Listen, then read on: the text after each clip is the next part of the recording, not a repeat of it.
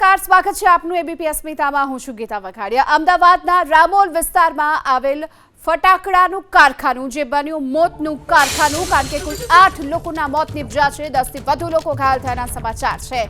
ફટાકડાનું આ કારખાનું મોતનું કારખાનું બન્યું। ગેરકાયદેસર ચાલતું હતું આ કારખાનું, જેના કારણે કુલ 8 લોકોના જીવ ગયા છે।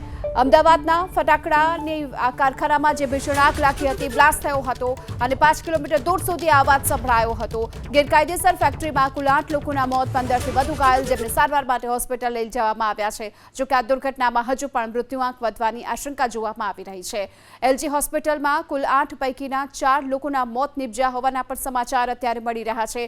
સારવાર દરમિયાન કુલ 3 મહિલા અને 1 પુરુષનું મૃત્યુ થયું છે, તો મૃત્યુઆંક પણ સતત આ દુર્ઘટનામાં વધી રહ્યો છે।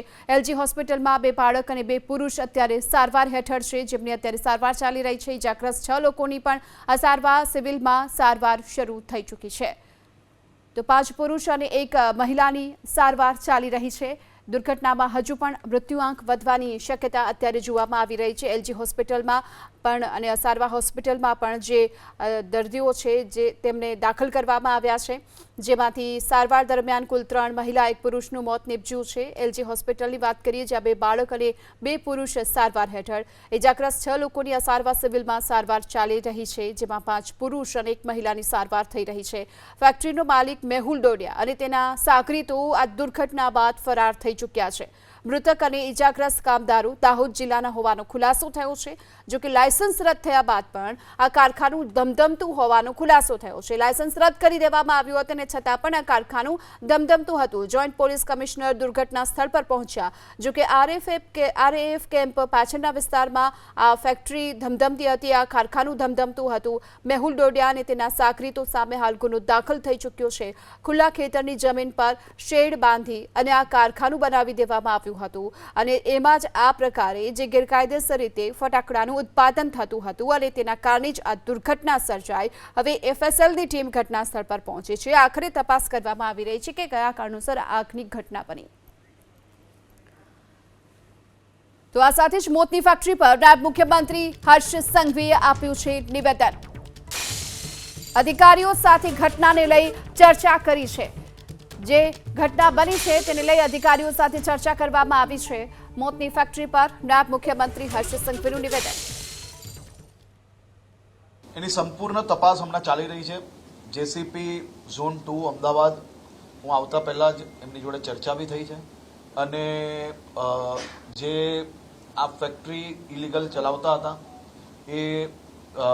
એના પરિવારજનોને બી, જે લોકો ત્યાં હતા હાજર, એ લોકોને બી પકડવામાં આવ્યા છે અને એની સંપૂર્ણ માહિતી આના પછી મારી રિવ્યુ બેઠક છે એમાં લઈને તમને ઓફિશિયલ માહિતી આપવામાં આવશે।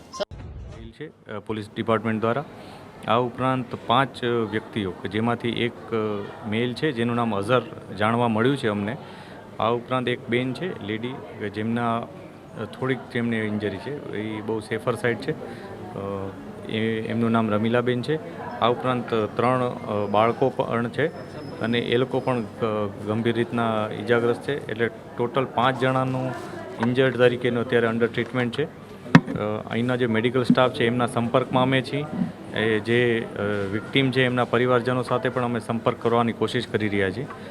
મેડિકલ સ્ટાફ દ્વારા પૂરતી અત્યારે ટ્રીટમેન્ટ ચાલી રહી છે। અમે જે જાણી છે માહિતી એ મુજબ એ લોકો પોતાના પૂરતા પ્રયાસો કરી રહ્યા છે। જે પણ એ લોકો પાસે અવેલેબલ ફેસિલિટીઝ છે અને વધુ એ લોકો એમાં એડ કરી અને સારામાં સારું થઈ જાય, માતાજી કરે એમને બધા સાજા થઈ જાય એ પ્રકારનું પ્રયાસ એ લોકો કરી રહ્યા છે। સર, જે ઇન્જર્ડ છે અને મૃતક છે તે કયા ગામના હોવાનું પ્રાથમિક તપાસમાં કઈ જગ્યાના હોવાનું સામે આવ્યું છે? હાલમાં અમને જે માહિતી મળી છે પ્રાઇમરી, એમાં જે ઇન્જર્ડ છે અઝર, એ અહીંના કપડવંજના મૂળ રહેવાસી છે એવી માહિતી મળી છે। પરંતુ તેઓ ઘણા સમયથી વસ્ત્રાલ અને રામોલ આ પ્રકારના એરિયામાં રહેતા હતા, એ પ્રકારની વિગતો હાલમાં ઉપલબ્ધ થઈ રહી છે।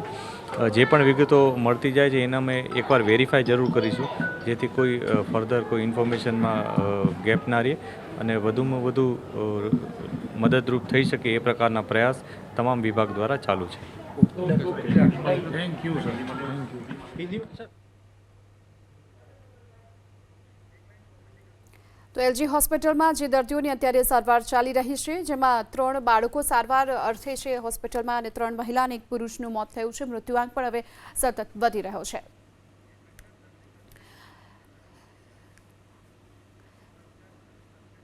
ઘટના સ્થળેથી હાલ અમારા સંવાદદાતા કલ્પેશ રાવલ અત્યારે આપણી સાથે જોડાઈ ચૂક્યા છે. કલ્પેશ, આપ ત્યાં પહોંચ્યા છો, શું સ્થિતિ હતી અને કયા પ્રકારે આગની આ ઘટના બાદ અત્યારે ફસલની ટીમ પણ પહોંચી છે, શું આગળની હવે કાર્યવાહી? અત્યારે ઘટના સ્થળના નજીક પહોંચ્યા છે. જો આ દ્રશ્ય અત્યારે જોવા મળી રહ્યો છે, ફાયર બ્રિગેડનો કાફલો જે છે તે પણ અત્યારે પહોંચી ચૂકેલો છે અને તમામ સ્થાનિક પ્રશાસનના અધિકારીઓનો કાફલો અત્યારે પહોંચી ચૂકેલો છે. આ જે કેનાલ છે તેની કેનાલની બાજુમાં જ આ ફેક્ટરી ધમધમતી હતી, ગેરકાયદેસર ફેક્ટરી ધમધમતી હતી. અત્યારે સ્થાનિક પ્રશાસનના કાફલાની ગાડીઓ પડી છે, પણ આમાંથી એકાદ કાફલામાંથી એકાદ ગાડીના કોઈ એકાદ અધિકારીએ કદાચ તપાસ કરી હોત આ જગ્યાએ પર, તો કદાચ આ સ્થિતિ સર્જાઈ ના હોત અને આ લોકોના જીવ બચી ચૂક્યા હોત. અત્યંત અવાવરૂ કક્ષાના જે પરિસ્થિતિ છે, એ પ્રકારની જે જમીનો છે, ત્યાં આ ફેક્ટરી કેટલાય વખતથી ધમધમતી હતી અને કોઈને જાણ સુદ્ધા નથી. ના તો ફેક્ટરી ઇન્સ્પેક્ટરના સંદર્ભમાં કોઈ કાર્યવાહી થઈ કે ના સ્થાનિક પ્રશાસનમાંથી કોઈના ધ્યાને આવ્યું. શરદ સિંઘલ સાહેબ અત્યારે ત્યાંથી ઘટના સ્થળેથી આવી રહ્યા છે. सर, क्या कुछ जानकारी प्राइमरी तौर पर क्या कुछ जानकारी आई है, खास करके इसकी ये इलीगल फैक्ट्री चल रही थी, कोई चला रहा था इतने टाइम से? अभी करंट जो पता चला है, इसके पास अभी लाइसेंस नहीं था. दिन में ब्लास्ट हुआ है. 15 से 18 लोग यहाँ पे रह रहे थे और काम कर रहे थे. उसमें से एक की डेथ अभी कंफर्म हुई है. बाकी सिविल हॉस्पिटल और एलजी हॉस्पिटल में मेडिकल ट्रीटमेंट उनका चालू है. हमारा रेस्क्यू ऑपरेशन पूरा हो गया है. उसके बाद अभी जो इन्वेस्टिगेशन की बात है, तो इमीडिएटली हम एफआईआर कर रहे हैं. एफआईआर में 105 बीएनएस और एक्सप्लोजिव एक्ट के हिसाब से एफआईआर कर रहे हैं. और जिसमें जो भी आरोपी हैं, जो भी इसके ओनर हैं, जिसने लैंड दी है रेंट पे, उन सबको इसमें आरोपी बनाया जाएगा और जल्दी ही उनको सबको राउंड अप कर लिया जाएगा. सर, अत्यंत कम नसीब घटना है, लोगों की जान गई है और माना जा रहा है कि ये लोग जो है जो यहाँ पे चला रहे थे, जिन्होंने ज़मीन रील्स पे दिए, सभी फरार है. किस तरह से इन्वेस्टिगेशन जाएगी और कब तक? जैसा आपको बोला कि 304 जो मैक्सिमम पनिशमेंट जिसमें हो सकती है, वो सब हम इसमें जो भी कलम लगाएंगे और जल्दी इन सबको मैंने बोला है, क्राइम ब्रांच है, एलसीबी है, स्थानिक पुलिस फील्ड पे है, और जल्दी हम इन सबको राउंड अप कर लेंगे. मेरे साथ बात करने के लिए तो शरद सिंघल साहेबે ખાતરી આપી છે કે તપાસ ખૂબ ઝડપથી કરવામાં આવશે. અત્યારે અહીંયા 5 લોકો ખૂબ ઇન્જર્ડ છે, એ લોકોને અહીંયા લાવેલા છે. એક રમીલાબેન કરી છે, એ બિલકુલ ભાનમાં છે, એમને કોઈ તકલીફ ખૂબ નાના પ્રમાણમાં થયેલી છે, એ ઇન્જર્ડ છે, એમની સારવાર ચાલી રહી છે.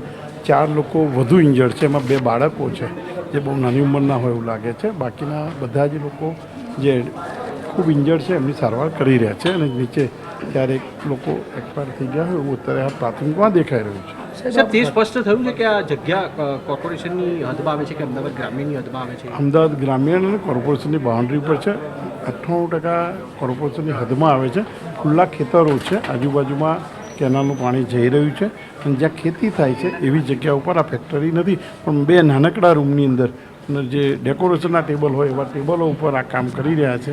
અને એના કારણે જે બનાવ બન્યો છે, એ બનાવની સ્થળે જ્યારે પહેલો કોલ આવ્યો 3:30 વાગે, ફાયરની ટીમ અને રેપિડ એક્શન ફોર્સની પણ ટીમ, ધડાકાનો ખૂબ મોટા પ્રમાણમાં અવાજ હતો, રિંગ રોડ સુધી આ ધડાકો સંભળાયેલો. તાત્કાલિક રેપિડ એક્શન ફોર્સ અને પોલીસ પણ સ્થળ ઉપર પહોંચી ગઈ હતી અને તાત્કાલિક ધોરણે ફાયરની ટીમ દ્વારા બધા જ લોકોને એમ્બ્યુલન્સમાં સિવિલ અને એલજી હોસ્પિટલ ખાતે લાવવામાં આવે છે. પ્રધાનમંત્રીએ પોતે આ સમગ્ર મામલે ટ્વીટ કર્યું છે. કોર્પોરેશનની આગળની તપાસ કઈ દિશા પર હશે? કારણ કે ઘટના થઈ છે, ક્ષતિ રહી ગઈ છે, આ પ્રકારે કામ ચાલતું હતું, તે કોઈની જાણ બહાર હતું, તે ચાહે પોલીસ હોય કે ફાયર વિભાગ હોય. અને અમદાવાદમાં પણ આ જ પ્રકારની અનેક ફેક્ટરીઓ ખેતરોમાં ચાલી રહી છે, 5 ગામ હોય અમદાવાદની હદમાં. તો આ બાબતે આપના દ્વારા કયા પ્રકારની સૂચના? અમદાવાદની હદમાં કે અમદાવાદની આજુબાજુના વિસ્તારમાં જ્યાં જરૂરી લાગશે એની કડકમાં કડક કાર્યવાહી કરવામાં આવશે. અમદાવાદ શહેરની બાઉન્ડ્રી ઉપર હોય તો પણ જ્યારે રાજ્ય સરકાર અને પોલીસ વિભાગ દ્વારા એ કાર્યવાહી કરવામાં આવશે અને અમદાવાદ શહેરની અંદર જે કોઈ ગોડાઉનો અને જે કોઈ હશે એની તાત્કાલિક અસરથી ફાયરની ટીમ દ્વારા એની ફરજિયાત રીતે ચકાસણી કરવામાં આવશે. પેલા વાયર પહોંચતો નથી. મેડમ થોડાક આગળ હજી થોડાક આગળ. બસ રોલ. મેડમ, જે ફટાકડાની ફેક્ટરીમાં બ્લાસ્ટ થયો તો એલજી હોસ્પિટલમાં કેટલા દર્દીઓને લાવવામાં આવ્યા હતા, કેટલાના મોત થયા છે, કેટલા અત્યારે ક્રિટિકલ છે, પુરુષો, સ્ત્રીઓ અને બાળકોની અત્યારે શું અપડેટ છે?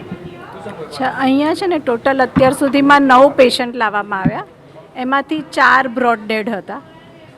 4 બીજા પેશન્ટ્સ છે જે ક્રિટિકલ છે, અત્યારે આઈસીયુમાં ટ્રીટમેન્ટ ચાલી રહી છે, અને એક મહિલા છે એ સ્ટેબલ છે, એમને સામાન્ય ઈજા છે. જે 4 ક્રિટિકલ છે એમાં 3 બાળકો છે.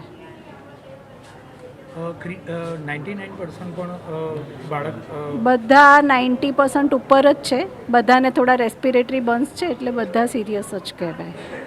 જવાબદાર અધિકારીઓ છે તેમની સામે ક્યારે કાર્યવાહી કરવામાં આવશે? જે પ્રકારે અમારા સંવાદદાતાએ શરૂઆતમાં જ કેનાલ પાસે પહોંચી અને જે રસ્તો ત્યાંથી જાય છે ત્યાં અંદર જો અધિકારીઓ ત્યાં સુધી પહોંચ્યા હોત તો કદાચ આ પ્રકારની દુર્ઘટના ન બની હોત અને 8 લોકોના જીવ બચી ગયા હોત. અને જે લોકો અત્યારે દાઝી ગયા છે, અત્યારે પોતે મોત અને જીવનની વચ્ચે ઝોલા ખાઈ રહ્યા છે, તેઓ બચી ગયા હોત. પરંતુ આ અધિકારીઓ સામે ક્યારે કાર્યવાહી થશે તેને લઈ સવાલ છે. 2 અલગ અલગ દ્રશ્યો અમે આપને દેખાડી રહ્યા છીએ. આ મોતનો સામાન જોઈ લો કે કયા પ્રકારે ઓડિયોની અંદર આ જે દારૂગોળો છે તેનો જથ્થો રાખવામાં આવતો હતો, ત્યારબાદ જે ફટાકડા તૈયાર થયા હતા તે પણ રાખવામાં આવ્યું હતું. આ તમામ રો મટીરિયલ્સ છે તે એક ઓડીમાં રાખવામાં આવ્યું હતું. આ મોટો જથ્થો છે. આ સાથે આ મોતની ફેક્ટરી જ્યાં બ્લાસ્ટ થયો તેના પણ દ્રશ્યો જોઈ શકો છો આપ કે કયા પ્રકારે અહીં એક માત્ર શેડ બનાવી અને ઊભું કરી દેવામાં આવ્યું હતું સ્ટ્રક્ચર. એ સ્ટ્રક્ચરનું અત્યારે નામો નિશાન પણ નથી. એના પરથી અંદાજે લગાવી શકાય કે આ બ્લાસ્ટ કેટલો પ્રચંડ હશે. જે ત્યાં દિવાલ હતી એ દિવાલ પણ કરડભૂસ થઈ ગઈ છે, ધરાશાયી થઈ ગઈ છે. એવામાં આ બ્લાસ્ટ બાદ આ પ્રકારની ઘટના. જો આ છે મોતનો સોદાગર મેહુલ ડોડિયા.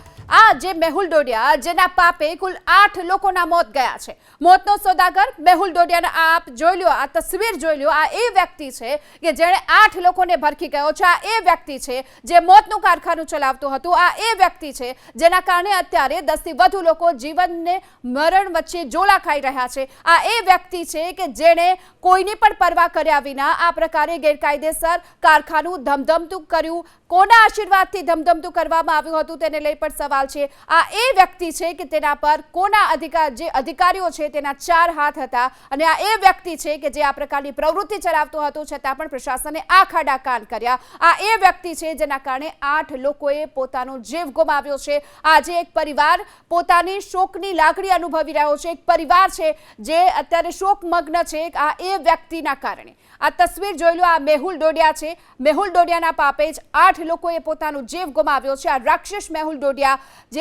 જે ફેક્ટરી ચલાવતો હતો, આ મોતની ફેક્ટરી રીતસરની ચલાવતો હતો, માત્ર શેડ ઊભા કરી, સ્ટ્રક્ચર ઊભા કરી અને મોતની ફેક્ટરી ચલાવનાર આ મેહુલ ડોડિયા. અને આ જ મોતની ફેક્ટરી માટે જવાબદાર અધિકારીઓ સામે કાર્યવાહી થશે કે કેમ તેને લઈને પણ સવાલ થઈ રહ્યો છે. ફેક્ટરીનો માલિક છે મેહુલ ડોડિયા અને તેની સામે કાર્યવાહી નક્કી છે, પરંતુ જે જવાબદાર અધિકારીઓ છે તો તેમની સામે ક્યારે કરવામાં આવશે કાર્યવાહી? વારંવાર આ પ્રકારની ઘટના બને છે, પરંતુ પ્રશાસન ક્યારે સુધરશે? ક્યારે પ્રશાસન છે આ પ્રકારની ઘટનાઓને અટકાવશે તેને લઈને સવાલ ઉઠી રહ્યા છે. જે જવાબદાર અધિકારીઓ છે તેમની સામે દાખલારૂપ કાર્યવાહી થાય એ પણ એટલું જ જરૂરી છે. ઘટના બને એટલે દોડશો, પરંતુ આ ઘટના બનતી અટકાવવા માટે શું પગલાં લેશો તેને લઈને પણ સવાલ. ક્યાં સુધી આવો મોતનો સિલસિલો ચાલુ રહેશે સાહેબ? આવી જાઓ બધા, આવી જાઓ, શાંતિ રાખો.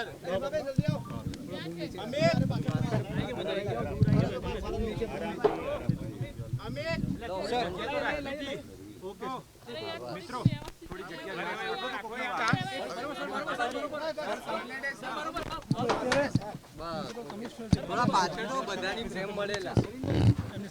થોડી સર, ક્યાં સુધી આ પ્રકારનો મોતની ફેક્ટરીઓ ધમધમતી રહેશે અને કયા પ્રકારની કાર્યવાહી કરાશે આવા લોકો સામે?